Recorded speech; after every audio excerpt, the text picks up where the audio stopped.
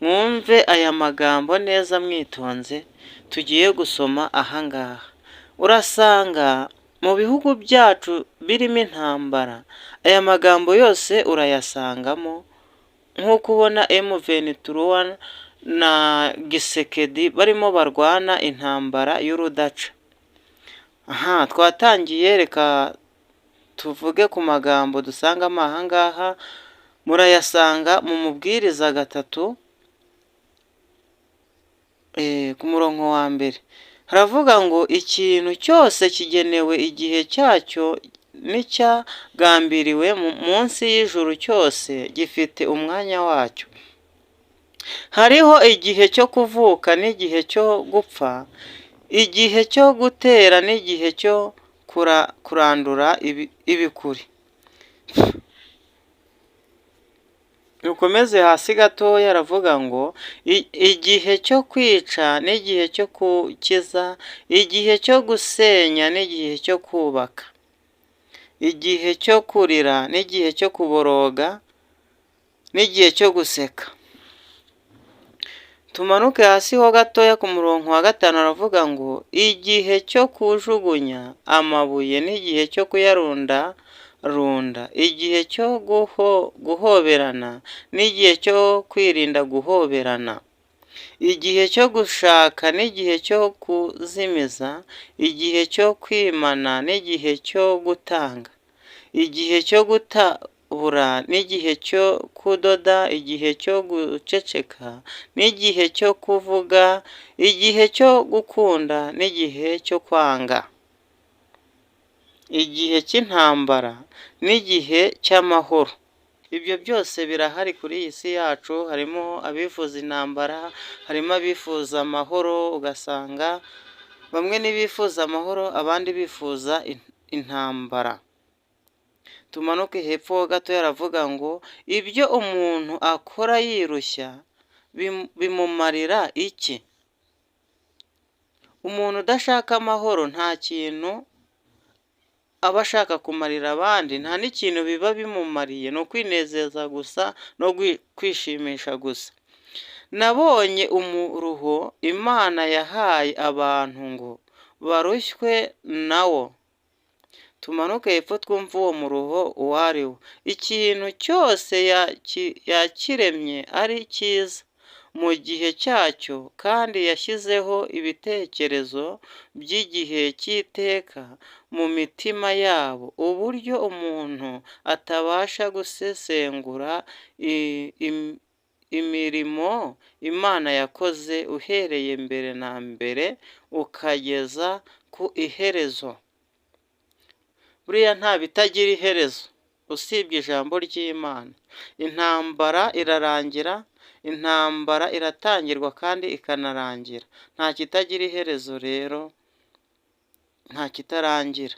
Tumanuke hepfo ho gato yaravuga ngo nzi yuko ari nta cyiza kiriho kibarutira kunezerwa no gukorera neza igihe bakiriho cyose, kandi ko umuntu wese akwiriye kurya no kunywa no kunezerwa n'ibyiza by'imirimo ye yose, kuko nabyo ari ubuntu bw'Imana.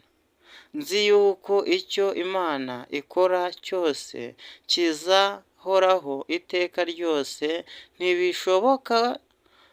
ntibishoboka kucyongeraho cyangwa kukigabanyaho, kandi Imana yakiremeye kugira ngo abantu bayubahe.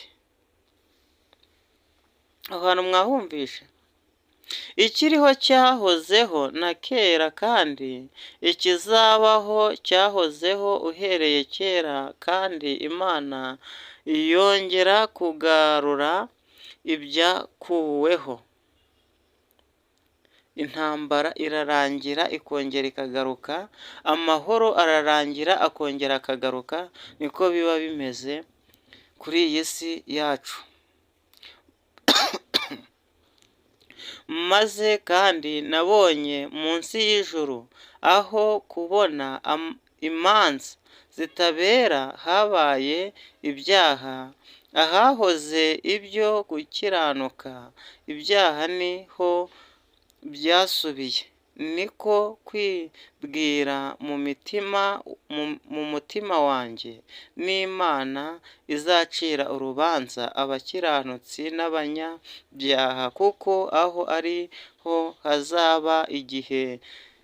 Niko kwibwira mu mutima wanjye nti Imana izacira urubanza abakiranutsi n'abanyabyaha, nk'uko aho ari ho bazaba igihe cy'ikintu cyose n'umurimo wose.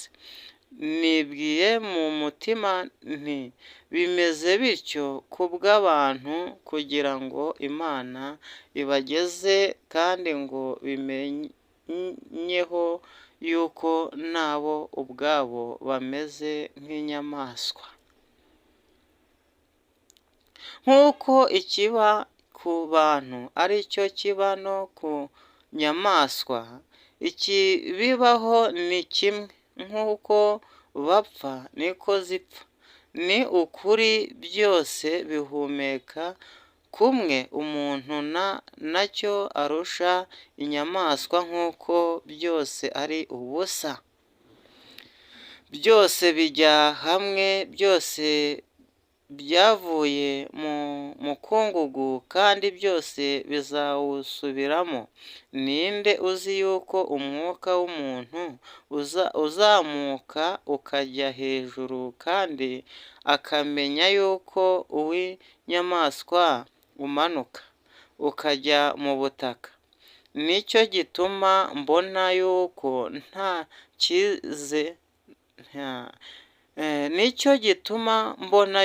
nta kirenze ibi, umuntu kunezerwa n'imirimo ye. Ibyo ni byo mugabane we. Ninde wamugarura ngo arebe ibizaba mu nyuma ze? Hariho ikintu nabonye munsi y'ijuru kijya kiremerera abantu. Umuntu Imana yahaye ubutunzi n'ubukire n'icyubahiro, ntabure ibyo umutima we wifuza byose, ariko Imana ntimuhe inda yo kubirya, ahubwo umushyitsi akaba ari we ubirya. Ibyo nabyo ni ubusa, ni indwara mbi. Umuntu ubyaye abana 100 akarama imyaka myinshi, iminsi yo kubaho kwe ikagwira, ariko umutima we ntuhage ibyiza, akabura n'aho ahambwa. Ndavuga yuko bene uwo arutwa